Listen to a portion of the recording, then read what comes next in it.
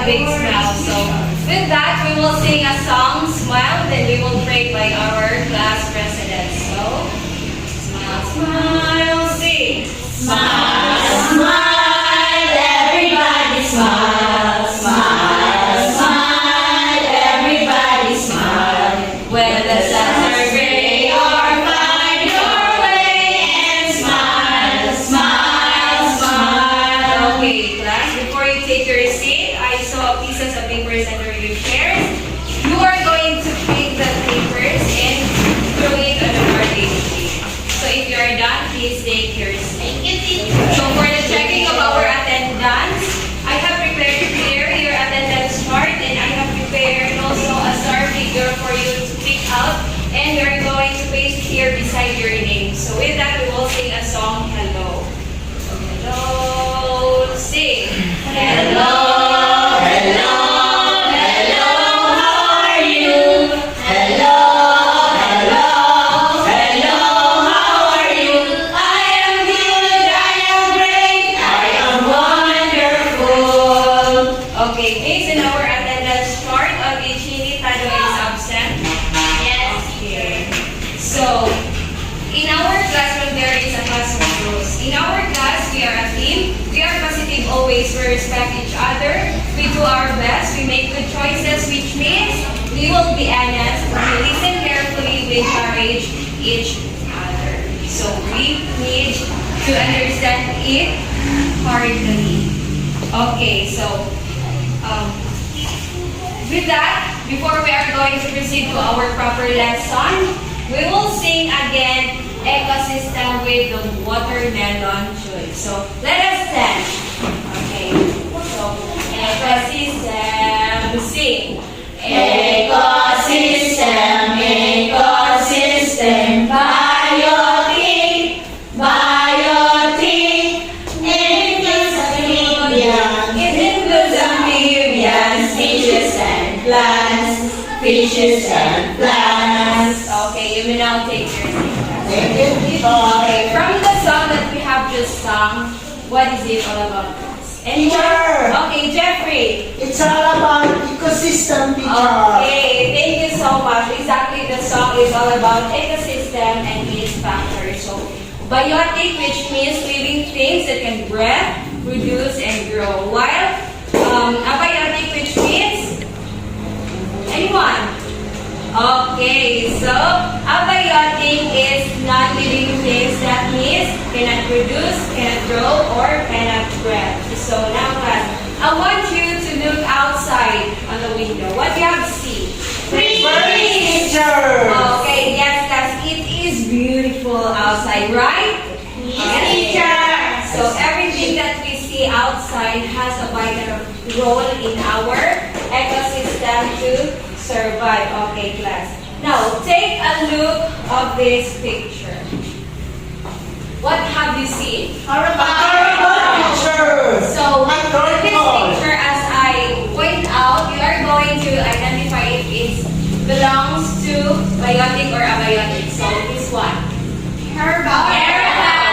Where it does belong? teacher. Yes, it belongs to a biotic ecosystem because it produces. This one, what is it? Yes, it is a sun. Is it abiotic or biotic? Yes, abiotic because it doesn't breathe, it doesn't produce, or it doesn't grow. So, all living and non-living things are very important in our ecosystem. This means that living things depends on the interaction with each other and with non-living things for survival. For example, these three. It depends on the sunlight for energy to produce food, and like a snail, it depends on a tree to produce food. Okay, I have prepared here a video for you to watch, and this is about the interaction of living and non-living things. Now, we'll learn about living and non-living things and its significance. So we will have an activity. Who are excited with our activity? Okay, so our activity is titled Hunting Time. So you are going, what you need to do is you are going to go outside, or before anything else, you will be divided into two groups. So you are being divided into two groups, and each group will be given 5 minutes to go outside, and you are going to list biotic and abiotic factors that can be found outside the classroom, and each group will write 2 significant interactions of biotic and abiotic factors. Then second activity, each group will write an essay about showing accusation and the relationship of biotic and abiotic interaction to have a balanced ecosystem. Then each member of you must cooperate with each other, okay? Yes, teacher. teacher. After you do with your activity outside, I am going to point out students from your group to present your output here in front. So did you understand the instructions? Yes, teacher. Okay, so since you understand the instruction, you will now go outside and start your activity.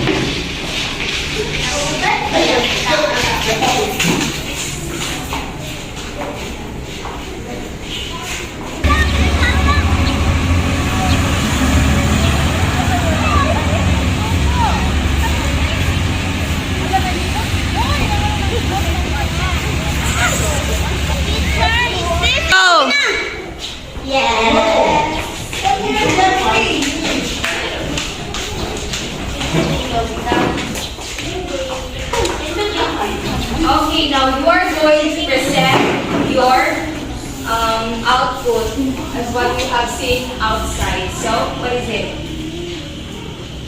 Yes. So let us start with group 1. Flower and rat. Okay. So thank you. So as what I have noticed with your output class, it is very good. So have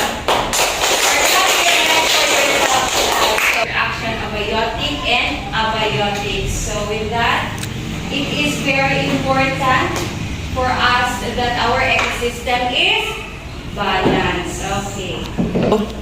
Okay, class. So, abiotic and biotic factors combine together, interact together to form a ecosystem. Biotic and biotic factors combine together to what we call an ecosystem. So, it means that a community of living and non-living things considered as a unit. So, class, why is it that biotic and abiotic needs to interact? Yes, Jeffrey. They need to interact with each other to have an ecosystem. Yes, Jeffrey, exactly. So, plants are biotic and water are not abiotic. So, it will interact together so that it will produce a good outcome and the plants will not die. So, what will happen to our ecosystem if there were changes of the factors? So, yes, Luella. Everything will not be in order. Yes, very good. So brilliant idea, Luella. Every factor in an ecosystem depends on every other factor. So either directly or indirectly. So a change, like for example, a change in the temperature will affect the plants, and if the plants will die, so every organism that lives in the plants, like for example the worms, they will also die or they will perish, or it's either you are going to transfer to another places so that they will survive.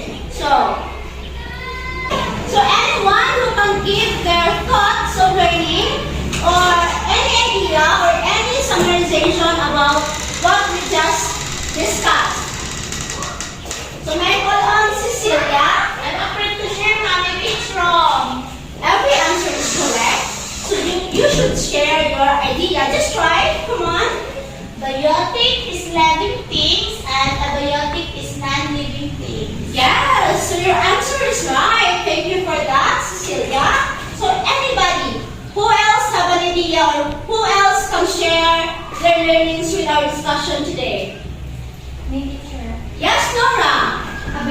Biotic is living things that includes plants and animals, while abiotic is non-living things that includes rocks and sunlight.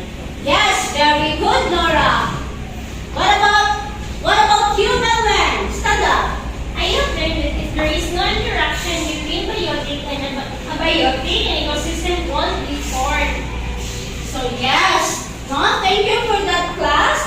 So without those living and non-living things, our ecosystem will not be formed. So the interaction between the abiotic and biotic is very important in our planet to survive, not even as human. We need those interactions so that we will survive. So, how do you identify biotic and abiotic? Any idea? Yes, Jeffrey? Yes, Jeffrey, stand up. Yes, very good, Jeffrey. That is right. Brilliant idea. So, clap your hands for a job well done. Now for your activity. Get one whole sheet of paper and answer this activity. No, it's mine. I thought of it. Okay, just do it quietly, class. It's also good to share your paper. Yes. But next time, you have to bring your own paper, okay? Yes, teacher. Okay, very good. So now you have to answer this. Look at this picture and you have to choose 4 biotic factors and 4 abiotic factors. And you also have to draw a model of an ecosystem that shows biotic and abiotic factors. You have to be creative. Okay, so take note of the rubrics for you will be graded according to the rubrics that I have shown you. So do you have any questions, class? Okay, so for your assignment, you do class, you have to listen. Remember our classroom rules. You have to listen when someone is talking. So, alright? Teacher.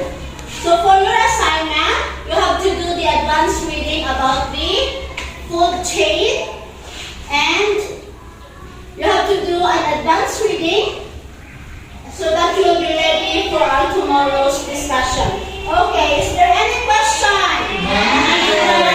Okay, so if there is none, we will now go home. So goodbye everyone. Goodbye, classmates. Goodbye.